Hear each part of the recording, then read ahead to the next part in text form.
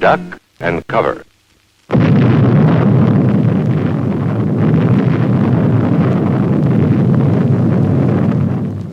Attention! This vehicle is reversing. This vehicle is in like the poshest British accent. And you're like, yeah, no shit, there's a massive lorry moving towards me. I hadn't noticed Is that. that because like people sue people in the UK? I think it's, yeah, I think anything? it's fear of being sued. Yeah, but it's very polite. It's like coffee is hot on Yes. a coffee cup. Like, what? Peanut butter may contain nuts. Yeah. Then again, I've had plenty of moments trying to buy what should be obvious plant-based vegan food, right? Just plants. I'm talking like fruit juice. And I'm like, oh yeah, this juice looks good. And you take it from the fruits and veggies, you know, whatever section. And on several occasions, I've got it home and it's had something bizarre in it. I bought a fruit juice that was called like Family Vitamin Juice, and it had multi-fruits and whatever. It literally had fish in it when I got home. Because it said like omega-3, you know, but it's a From fruit a juice. fish. And then you look on the ingredients like, this has Cod pieces of liver fish. extract. Yes. In your breakfast juice. Nice. So that wasn't very cool. Yeah. So, surviving classical music. Yeah. Check the ingredients on your I fruit have juice. trouble being vegan in a meat-only environment. Being vegan on a travel schedule is that's a nice. real first world problem, but it's a good one. I do love these trips where I have a morbid enjoyment of this as well. It's like the fascination of what I'm going to eat on a concert trip, because every country is different for dietary options and stuff. And I don't have any allergies or anything, so it's never a disaster, but I always want some vegan option. But usually it's chips and like leaf salad, you know, depending on where you go. And I was amazed in Poland, in Krakow, they have incredible vegan food places. Like, it's a really hot topic. But in the smaller places in Poland, sometimes if we're rehearsing or staying or some church somewhere, having that conversation, just asking in the restaurant, I always feel really awkward about it, which I shouldn't anyway. But you don't want to put people out. And they really try to understand what it is you're talking about. But sometimes you get these, it's almost like memes. They say, okay, so you can have fish. You're like, no, it's not, I can't have fish, just plants. Literally just, if you can find any plants in the kitchen, I will eat those, but only plants. What is plant? Okay, so, yes, exactly. Eggs? No eggs. Okay, but like vegetarian, something with cheese? No, also not cheese. And in the end, you feel like just the worst person in the world. And one time I finally, in this little local Polish place, it was a very cool place with local food, and I kind of wanted to try some kind of veggie take on one of the traditional dishes. And she said, oh, we have this bean stew. It's just beans, so that's perfect for you. And I said, yeah, great. And she brought it out, and it literally had chunks of ham in it. The bacon in there. It had bacon in it. And after a few mouthfuls, I was like, this is really delicious, but there's something going on here. Yeah. And I found a piece of pork, and I called her over and I was like, oh, I'm really sorry, but has this got bacon in it? And she's like, yeah. You never eat beans by themselves. You have to put bacon with the beans. I think in her mind, because the main point of the dish was beans, that was enough. Yeah. Oh dear. Anyway, this is not a music conversation at all, but it's related. This is travel stories. Yeah, it's touring. Surviving classical music, surviving with your fancy dietary requirements and requests when you're on tour. I remember hearing about a tour of, I think it's Yubo, had a tour to Russia right after the Soviet Union collapsed. And they went, not right after, a year after or something. And on their way out, they had to stay in Moscow airport for a few hours before they went back to the UK. And there was one canteen, basically. Like it wasn't shops and restaurants. There was one place to eat apparently. And it was like pretty basic stuff. And of course, a couple of the orchestra members were vegan. Not vegan, vegetarians. God, we're vegetarian. not vegan, not that extreme. Not yet. The veganism didn't exist yet, wasn't invented yet.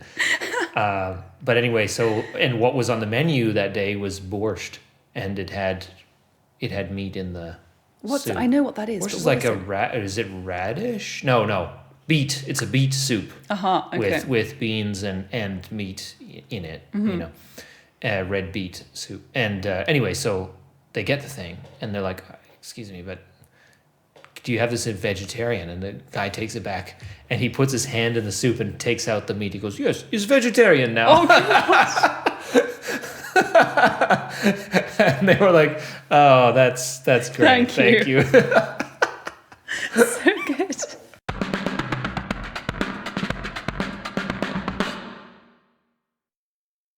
Yeah, I mean, that's what we're heading into. I guess this is the point where I say hello and welcome to Surviving Classical Music. I'm Andrew Byrne, I am Grace Newcomb. and today we're talking. We're talking. Yeah, I'm in the middle things. I'm in the middle of two big projects. I just did a 5-day project where we played a 5-hour long program, and that happened only a few days ago. And now I have a solo concert coming, so I'm like, A solo concert? yeah, solo. It's chamber music, and Dina Koenig is making a special guest appearance. You'll remember we interviewed Dina about her career change, but she's keeping her favourite gig. So that's a compliment to you then, Andrew. Absolutely. I'm very blessed that she's joining blessed. us. Hashtag blessed. And do I have to do like the namaste emoji for that? Hashtag Oh, my blessed? heavens. I don't know. I don't think I'm going to... Hands in prayer. The namaste emoji. You know What what I has mean. the world come to? Do I have to do the namaste emoji at this point? You know what I mean. You can throw in whatever emojis you like. Yeah, I think that is the pretty standard hashtag blessed, and then it's got like the prayer hands. Okay, so I'm gonna do that as our front page of this. Amazing. The picture for this episode is gonna be the namaste emoji. It's decided now. This is definitely the thing. Hashtag blessed. That's the episode name. Hashtag blessed.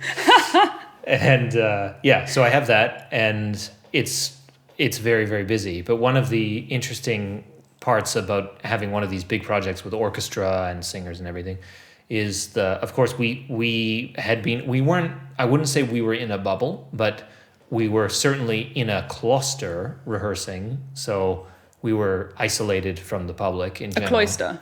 Yeah, but we were in the middle of nowhere, so Yeah. it was very hard to like catch something, I guess Yeah. you could say. And You'd hope, yeah. we were eating our meals together and so on. And what was interesting was that the conversation around the table sometimes was, "What have you got coming next?" And of course, that's the usual conversation, but most people were curious as to if anyone was working after the end of October. And there were a lot of people saying, "Well, I've been working a lot, but I don't have very many bookings going into November." Yeah. Which is interesting. It's like a sort of self-censorship. People are worried that the gigs will be cancelled at Christmas. Yeah, So usually October, November is by far my busiest time. Mm-hmm. I don't know why that happens, but it does. And this year I've got local stuff, stuff that's sort of across the border a little bit, or things that can be arranged a little more last minute. But obviously there's no sort of big travels that have been planned for a year or anything Yeah. like that. Yeah. So it does feel a bit different. the sort of big touring projects are just The big ones being- are not happening. I can't think of anything that's still in the diary or that Yeah. I would expect to be in the diary this year. Yeah. So it's going to be a weird autumn, winter, because usually I am flat out before Christmas. Not at Christmas, because then I don't Yeah. say yes to anything. Yeah. But before Christmas, like November, I'm usually crazy. Mm-hmm. And It's no. funny because it makes you wonder if, sort of like how they do winter sports in Europe.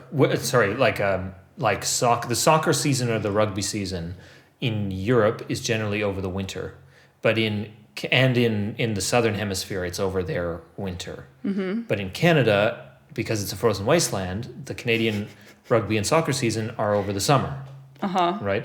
And it makes you wonder if actually we are going to see our musical season, because normally like we have the summer off / we do festivals, but we don't do major season, like the orchestra season is finished. Oh, really? See, know what I mean? I have no orchestra experience, so I don't know. So like you can pick up things in the summer often because you're not working for the month of July or month of August or something. Huh. So what could be interesting, an interesting solution to this winter pandemic problem, which is going to be endemic, is that we just shift the majority of our concerts to the spring, to the autumn, and work over the summer, rather than, and take our summer holidays, quote unquote, in the winter.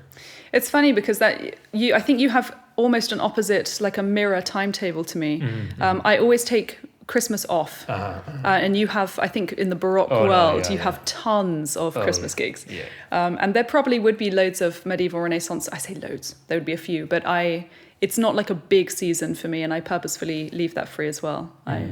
It sounds like I'm trying to make excuses for getting no bookings, but Christmas is really like my time off.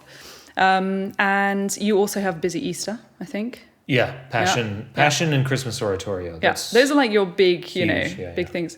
But for me, the summer, it has like 3 weeks, but there's always a few big projects in the summer. But then this mid-season, this autumn season that you're talking about, that's absolutely crazy for me. And spring as well. There's often quite a lot of spring concerts. Yeah, that's the thing. I mean, of course, there's this double whammy of concerts which have been continuously postponed. And then now it's kind of like, okay, let's get this part done. We said we would do this 18 months ago. Let's get this program finished. And then you have people who are like ambitious and have set up a series for the fall, and then they're like, well, we'll see what happens, and then we might last minute have something. Like that's the thing, is that this is the beginning of what could be normal. Starting this, because vaccine has been around because the vaccine has been around now 6 to 9 months. This is how it will be. This is going to be the situation from now on. We'll probably just get a new shot every year, I would guess, for as long as we need to. Regardless of whether we have a shot or not, the question is whether there will be, if there are cancellations in the winter now, there are going to be cancellations in the next winter and in the next winter, right? That's always going to be a risk. Maybe. Yeah, I don't know. I mean, it seems like here they're now trying to open up, but obviously they've just introduced this vaccine certificate requirement now for certain spaces. So I mean, that's everywhere. The vaccine passport idea is all over the place. I mean, you had said in the last time we were here, you said that Holland had it, that you had to have something to prove that you either had recovered, you had been vaccinated, or you were tested.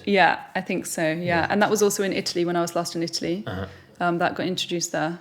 Right. So it seems like they're trying to reach a stage where they actually don't have to cancel events, but they might restrict. Yeah, exactly. So they restrict the audience who are allowed to go to the event. And Canada's setting that up now slowly. I mean, they're going provincially. This is how they're doing it, but it's pretty clear where you would be performing. There will have this. In Germany, they call it the 3G. Yeah, exactly. Right? Yeah. So this is the future for the moment, right? Yeah. But who knows? That's the thing, is that this is, as we all know, just because you're vaccinated doesn't mean you can't get it, right? No. So, and doesn't mean you can't pass it on. Yeah. But we're back on that topic again. we tried. Yeah, exactly. Let me tell you about my tech successes this week. Tech successes, please do. So for everybody else, I always feel very envious when I'm in the studio with the likes of Andrew and Oren, who you can't see, but his presence is here, can be felt. Is felt. And they're the techno whizzes. I think I heard a little laugh there. They're the techno superstars. He's the reason why I look so good today. I look excellent because the light is hitting my face. You guys just get it right. You just get it right. No, he does. Yeah. When I get it, it's like functional but correct. And when it's very good. Just look very closely into the image of anything that I've done, and you're like, why is that there? why is his face? Why is that person there? But this week I had another go at. This is shameful because I know I'm like a baby in this, but I tried editing a video, doing like funny little cuts and stuff, which I haven't tried in a while. And partly because I've had, I've been around you long enough, I've had help from Oren, I've watched him work as well. I found it so much more fun this time, and I could do more stuff. I did like funky titles and like crops and really... And you entertained yourself while you were doing it, right? Oh, yes. I find myself hilarious. This is good. This is good. That's the thing, is that I think if you're doing your own project, sorry to cut you off. If you're doing your own project, That's a very bad thing for behind the scenes. But anyway, if you set your goal to do something on your own, like on your own steam, and you're doing something and you want to do it regularly, if you don't enjoy the process of making it, why are you doing it? But if you can entertain yourself with that as you work, then that's just a step in the right direction. I'm very, very slow, but it was less frustrating because I think I'm probably in a similar position to many, many musicians who they see people doing these cool videos online and they think, I wish I should really do that, or I wish I could learn that, or whatever. But it seems overwhelming. It seems really overwhelming. I mean, just watching these guys set up now, just before we started filming, they're saying all that, what's the, should we have this on 56 or should we have it on 2? And I'm, what are you talking about? And they've got all these funky gadgets that you can't see. Anyway, it's like overwhelming to me and probably many other people. But this was a baby step for me that I understand a little bit more, learning by doing. And I feel like I would do it again. Now, I don't want to throw the computer across the room, So that's good. Yeah. I had a train ride on yesterday actually with somebody who has been having this internal conversation about making YouTube videos teaching their instrument. And I don't want to say the instrument because someone else will do it before. Probably bassoon. No, it wasn't bassoon. It wasn't me. It was them. And anyway, this person was saying, I've looked at sort of tutorials for my own instrument, and when I look them up, she's like, they're either like the quality is very poor, or someone is making a suggestion which I completely disagree with, or whatever, and they think I would really love to do it, but then she said I have to buy all this equipment, and I was like, no, that the best thing you can do is maybe you don't have a way to hold your phone up on the table with stability. So maybe you need a little tripod which can fit on a table and a thing that will clamp to your phone. And you need someone else because you also need to use the camera that's on the back of the phone and not like face yourself. I got told off for doing this last time. Right. Anyway, I wonder who did that. But so long as you're using that, so you need someone to actually come around to the back of the camera while you're sitting there to check if it looks right, to make it look very well, the framing and everything. But and most musicians have an audio recording device anyway, and I asked her, like, do you have a Zoom recorder? And she said, yes. And I said, well, don't buy anything else. You need to think of this tripod thing. But the thing is that the more complicated you make it, the more stressed you are about doing anything. Yeah, you won't start. Exactly. And also, at the beginning, you don't need to come up with titles and all of this in the editing. Just like, and she was saying, well, I don't know how to set it up so that I can talk, and then I have to play, and then and I don't know how to move the camera while... And I was like, no, talk to the camera, and then cut in footage of you later playing the example that you want to play. Oh yeah, I didn't think about that. It's super simple that way. You set up, you have to do 2 different takes, one with you playing, but then you can do it again and again and again and not have to start talking again. The passion that you have is to do the teaching part. It's not to do the video part, and everything that comes with video. Yeah. So as long as you can keep the passion for it, the enthusiasm, the thing that started you doing the project in the first place. Yeah. As long as you can keep that in, you can go a long way, actually. I think that's really important to remember, because the number one piece of advice that people will give you online, if you're looking up, like, how do I do this? How do I do that? And you find these forums where people are saying, like, I've only got 12 views on my video or whatever, and they've just started. Yeah. Don't be discouraged or don't have that as your motivation. Like, you are not going to get rich and famous doing practice videos, or it's very, very unlikely. Like, if you do, that's great, but don't plan on winning the lottery. But you might get a new student or something, which is already paying the whole thing off. It's just the rich and famous part isn't necessary for it to be worthwhile and for it to bring you business and sense of satisfaction that you've done this as your project. but don't go for that like Hollywood thing at the beginning unless you can. Then great. But if you don't know how to do that, just start. That's the best thing you can do, and do it for the thing that you're passionate about rather than what you think will like. Yeah.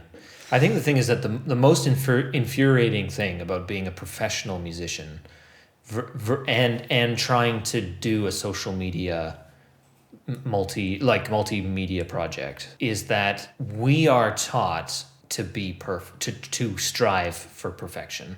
And then when we enter the video realm, we enter into a realm which we have no clue about, but we want it to be perfect. And we don't know how to do it ourselves, but we have to. And then what's infuriating is that in so many other realms, like especially, they're like this whole subgenre of makeup tutorials. Yes. And what's infuriating is that there are people who have millions of followers and they just use their iPhone. With the camera that faces this coming out of the screen, you know? So they use the crappier camera and they just face themselves and they talk basically to the mirror image of themselves. Yeah, but then... And they do their makeup and they get millions of followers. You could never pull that off because your expectations are far too high for the result. Well, certainly in the case of audio, you can't you can't just do that through your phone.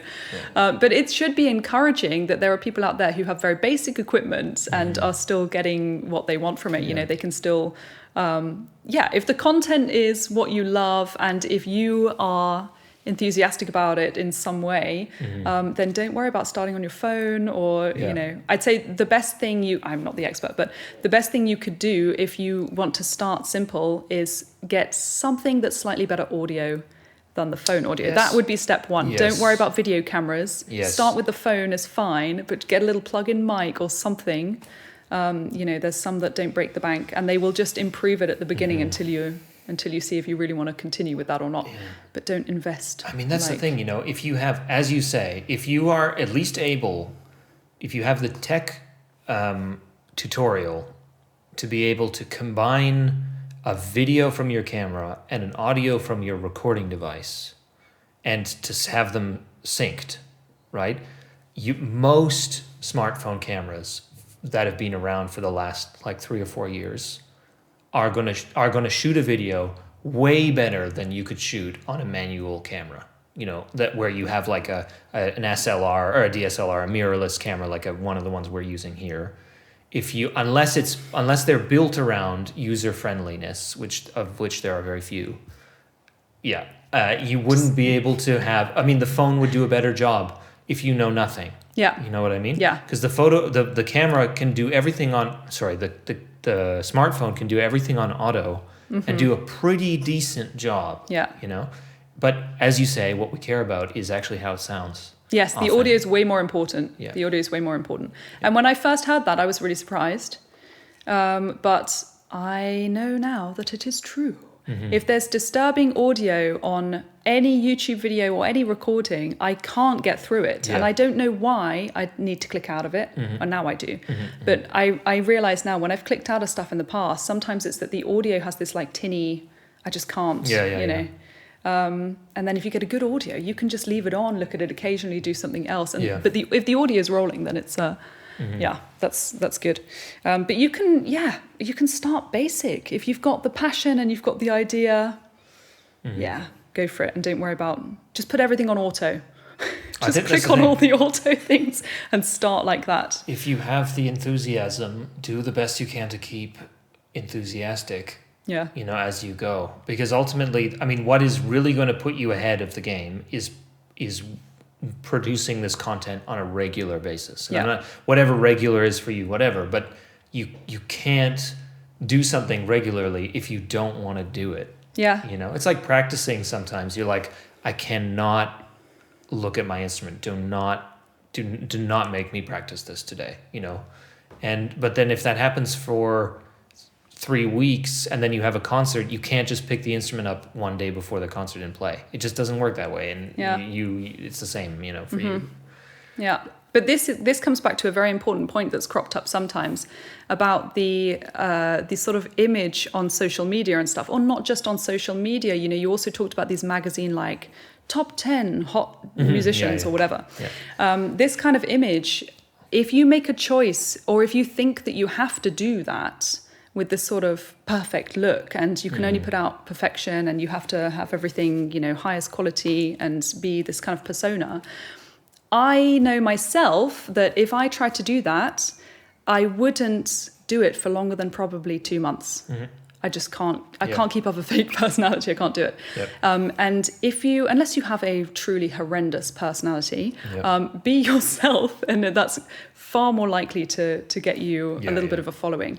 It's better to have a video once a month for 4 years than to do a blast of pretending to be a YouTuber at the beginning and trying to do a certain style. And if that's not you, you will not continue doing it. I don't know anyone that has the energy to. But also some people can, they can test it. They can see if it's testing the wind direction. That's what that is. I know. It's just they can figure out. I feel like this year to just film yourself just licking your fingers. That's daring, Andrew. Yeah, this is what I'm doing today. The wind is coming from the east. No. No. But if you are I guess the word is. This is a terrible word to use in an early music context. But if you're very inauthentic, people will know. It doesn't take an expert to be like that person is not being themselves. But also, you won't enjoy it. No. You won't do it for more than 5 minutes. Yeah. I mean, there are some people who, generally give off an air of pretentiousness, when they talk to the public in a concert setting or something. And you're like, dude, what is this? But in a YouTube series like that, I don't think that would ever work. If they were trying to be some high-level classical person. And blah, blah, blah. Yeah. It just doesn't work that way. But very few people are actually willing still to engage with a public at a personal, like showing who they are. Like that, no, we have a stage and there's a wall and I don't have to engage with them, which is exactly what we constantly say we want to break down. But when it's on us to break those walls down, we're like, no. We as a collective should, but I'm not going to do it. Yeah. I know, I'm not going to mention any names, but I had this conversation with more than one person, but also about further people doing the same thing in the last month or so. People who want to have a YouTube channel or something, and they want to do something that they find fun in early music or peripherally. And they're nervous. They're so nervous about the reaction of people, perhaps especially around the Basel and the Schola, but generally as well. And they go to the extent of trying to make it anonymous. So they talk about music without ever showing their face, for example, or they play without ever showing who they are and no name on the channel and stuff. Or that's for people who aren't already doing that, that's also a plan of theirs because they have this, they want to be themselves, but if they want to do something crossover, for example, or if they want to do something that will get people, it's somehow more common or more base. or like doesn't have this sort of shiny professional behind the curtain look, then that makes them nervous about judgment from people in the same field. I think we're never nervous about judgment from the people watching, general audience. They love it and they're always on your side. But to be nervous about your colleagues' reaction, I find that a bit. It's a bit sad. That goes to almost everything we have ever talked about when it comes to social media on this channel, on Surviving Classical Music. Like, I think our first episodes were all about the fact that we are basically posting material only for our colleagues. Like, we are posting things about, I'm busy, I'm working. And who's the audience? It's the colleagues. But I was thinking about this as well in the last couple of weeks. I've seen an influx of posts on my Facebook, which I'm on not very much at the minute. I have phases with it. But I go on it sometimes and I sort of flick through. And I've seen quite a lot of colleagues who seem very unhappy with their, social media activity and also in conversation, not even online. And there's this kind of negative feeling going around at the minute that it feels like a competition, which we've talked about obviously several times. But it suddenly struck me that if you have that attitude, that you're worried about competition when you're on social media and it makes you feel bitter, or it makes you feel jealous, or it makes you feel like you're not good enough, remember that when you're posting about a concert, I speak for myself, but I'm not posting for my colleagues, actually. I'm posting to advertise, like, come and buy tickets to the concert or whatever. My colleagues know what I do already. And I don't assume when I see a post from, I don't know, a singer friend of mine, someone who does something similar to me, let's say, with the potential to make me feel like panicky or jealous. When I see a post that someone else is doing something very cool that I'm not doing, it might make me think, I haven't done that. But I certainly don't jump to the conclusion that they're doing that to try and make their colleagues feel bad. Like, they're not doing that for my benefit, you know. But I've seen and talked about, you know, this feeling that people say, oh, why are you advertising so hard? Just, you know, it makes other people feel bad and it's toxic. And it can make you feel toxic, but it's not the other person trying to make you feel toxic. On a social media marketing level, if you're actually trying to sell tickets to a concert, why are you using your personal account and not a page that says Grace Newcomb? Because the pages are supposed to be your kind of business card.